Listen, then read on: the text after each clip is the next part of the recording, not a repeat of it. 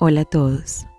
Hoy vamos a tocar un tema que es un poco controversial, pero es muy importante. El ego. A menos de que conozcas la mecánica fundamental del ego, no podrás reconocerlo y caerás en el error de identificarte con él una y otra vez. Esto significa que el ego se apodera de ti. Este fingirá ser tú. El acto mismo de reconocer es uno de los mecanismos para el despertar. Cuando reconozcas tu inconsciencia, será precisamente el surgimiento de la conciencia, el despertar. No es posible vencer la lucha contra el ego, no hay que negarlo. Lo único que hace falta es la luz de la conciencia, tomar conciencia del ego. Es la única manera de poder trascenderlo. Tú eres esa luz, tú eres esa conciencia.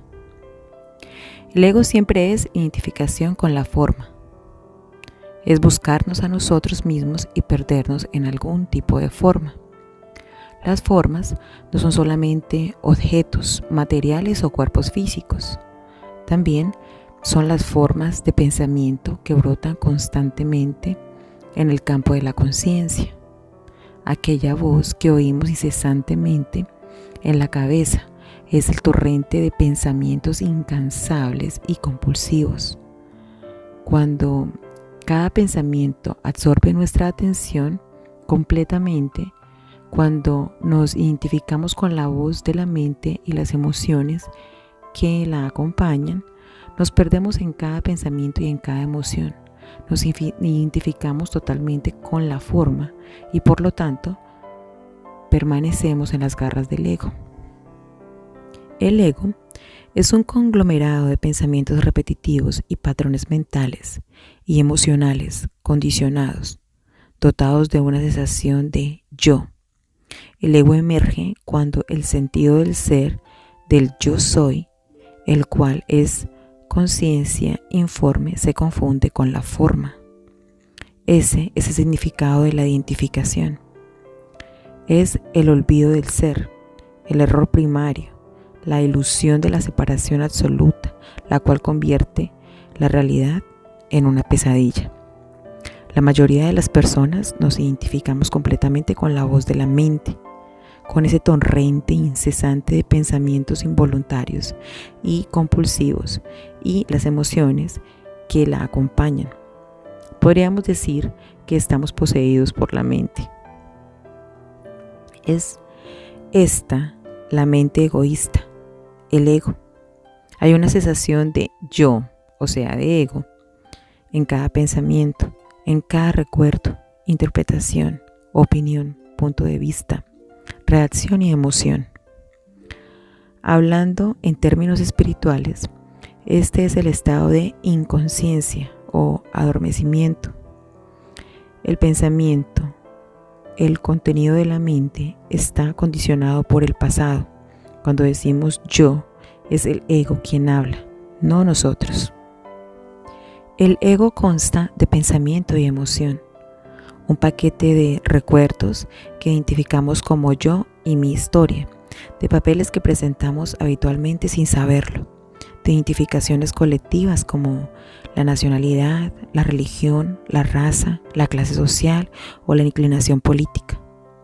También contiene identificaciones personales, no solamente con los bienes materiales, sino también con las opiniones, la apariencia externa, los resentimientos acumulados o las ideas de ser superiores o inferiores a los demás, de ser un éxito o ser un fracaso.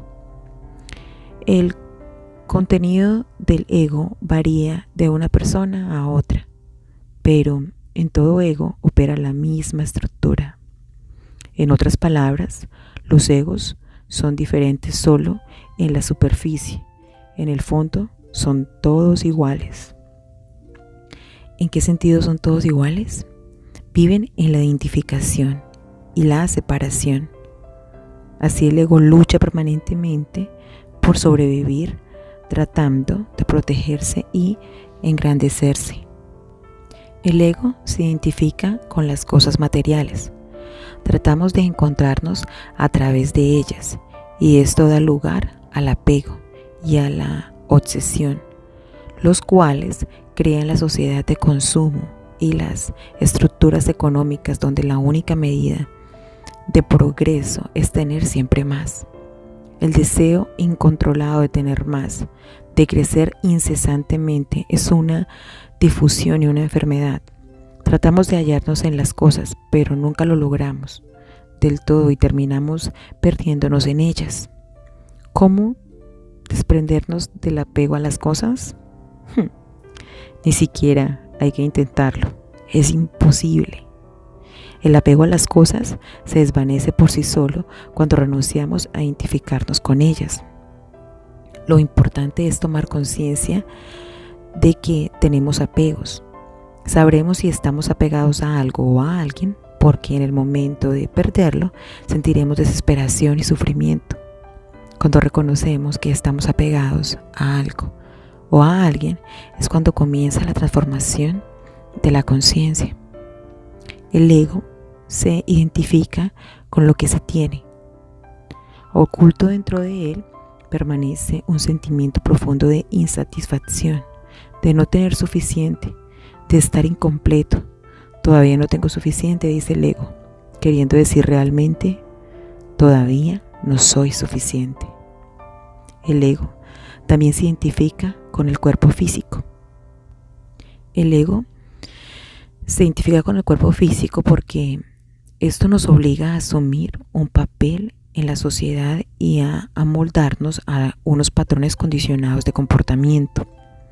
Juzgamos nuestro cuerpo físico y lo comparamos con otros a fin de perfeccionarlo para ser igual o mejores que los demás. Buscamos modelos a imitar y seguimos las modas. Esta identificación con el cuerpo físico es también identificación con la mente y es enfermedad. El ego es la enfermedad. Identificarte con tu cuerpo, el cual está destinado a envejecer, marchitarse y morir, siempre genera sufrimiento, tarde o temprano. Abstenerte de identificarte con el cuerpo no implica descuidarlo, despreciarlo o dejar de interesarse por él. Si es fuerte, bello y vigoroso, podemos disfrutar y apreciar esos atributos mientras duren. También podemos mejorar la condición del cuerpo mediante el ejercicio y una buena alimentación. Aunque la identificación con el cuerpo es una de las formas más básicas del ego, la buena noticia es que también es la más fácil de trascender. Esto no se logra haciendo un esfuerzo por convencernos de que no somos el cuerpo, sino dejando de prestar atención a la forma corporal externa y a los juicios mentales como bello, feo, fuerte, débil, demasiado gordo, demasiado delgado, para centrar la atención en el interior, en la sensación de vida que lo anima, en tu alma. Podemos comenzar a sanar cuando miramos nuestros cuerpos sin los juicios mentales o reconocer estos juicios sin creer en ellos. Es esencial sentir nuestro cuerpo desde adentro, en lugar de juzgarlo desde afuera. Cuando no hay identificación con la mente, apego al yo, no hay identificación con el cuerpo. Y cuando la belleza desaparece, entonces no hay sufrimiento. Cuando no hay apego al cuerpo y éste comienza a envejecer, la luz de la conciencia puede brillar más fácilmente. El ego tiene el hábito compulsivo de hallar fallas en los demás, de quejarse de ellos. Cuando criticamos o condenamos al otro, nuestro ego se siente más grande y superior que los demás. Este desencadena a la violencia física entre los individuos y a la guerra entre las naciones. No se deben confundir las quejas con el hecho de hacer ver a una persona deficiencia o error a fin de que pueda corregirlo. Abstenerse de quejarse no significa necesariamente tolerar la mala conducta.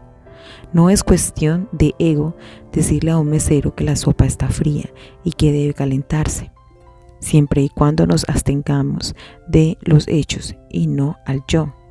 Los hechos son neutros. Renegar es decir, ¿cómo se atreve a traerme una sopa fría?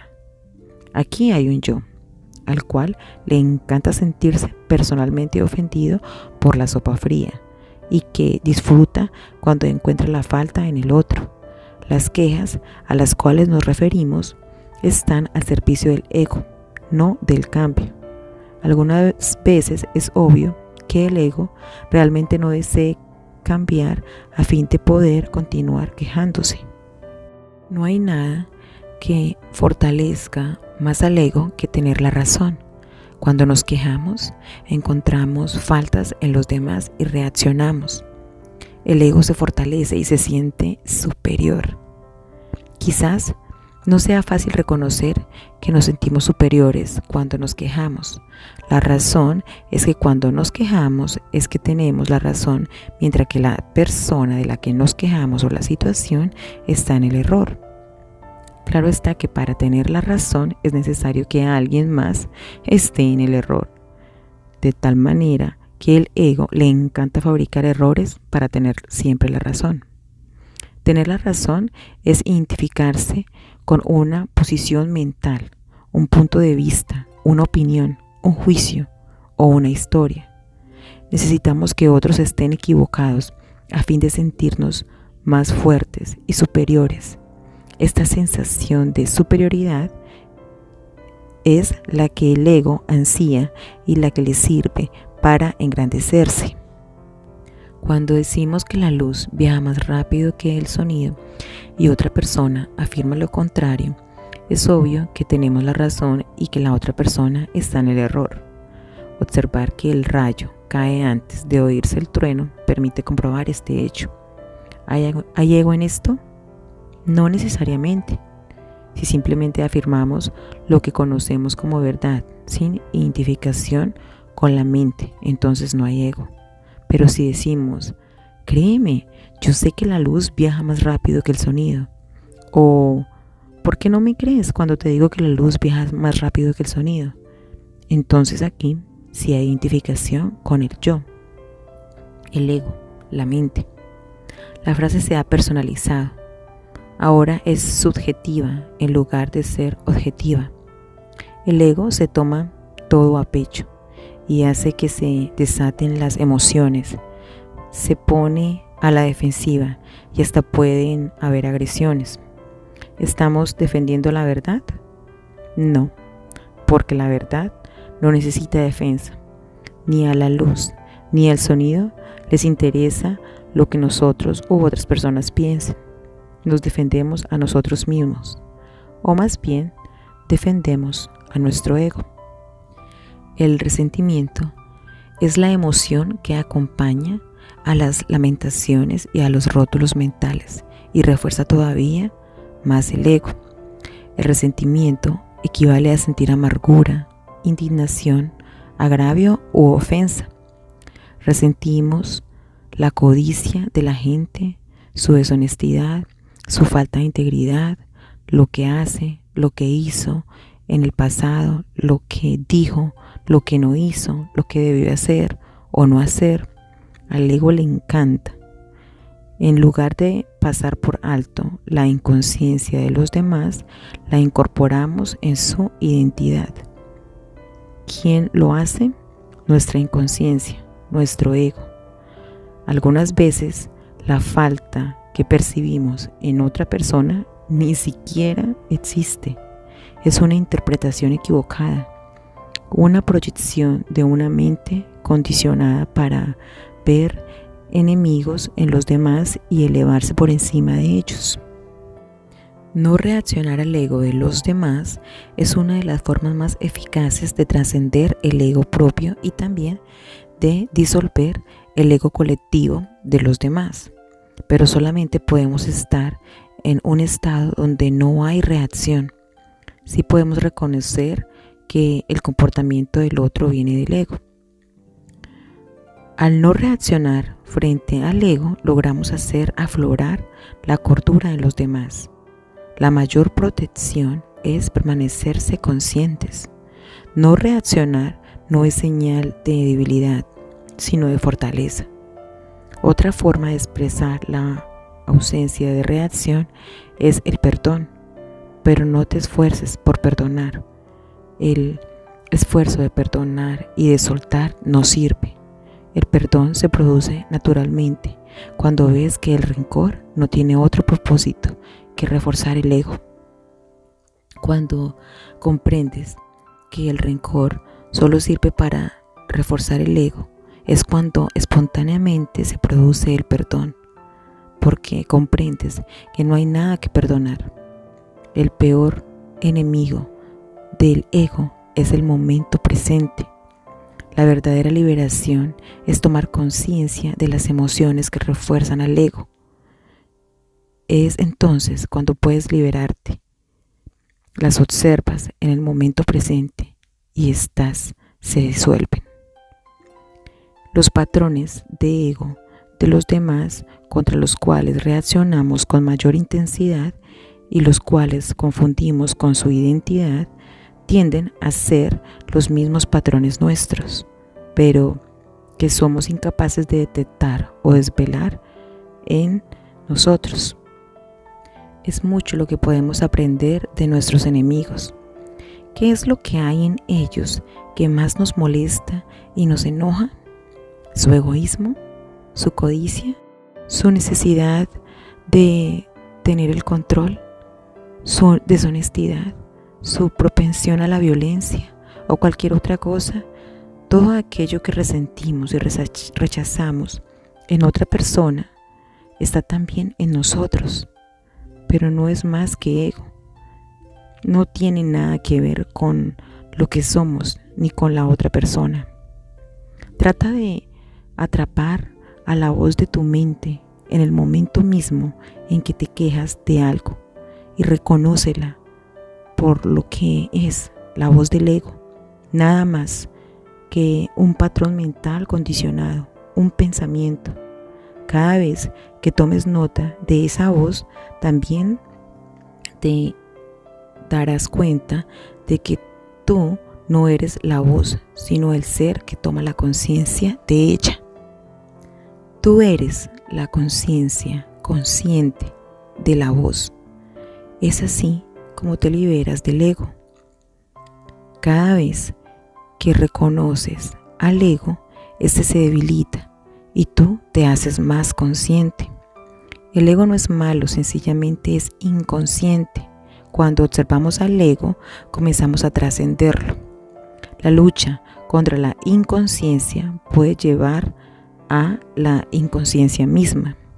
Jamás será posible vencer la inconsciencia, el ego, mediante el ataque.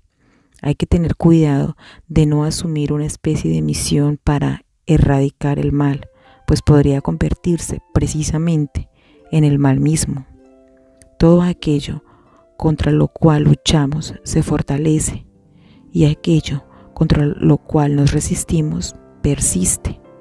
Hay una guerra contra las drogas, una guerra contra la delincuencia, una guerra contra el terrorismo, una guerra contra el cáncer, una guerra contra la pobreza y así sucesivamente. Toda guerra contra esto o aquello está condenada al fracaso.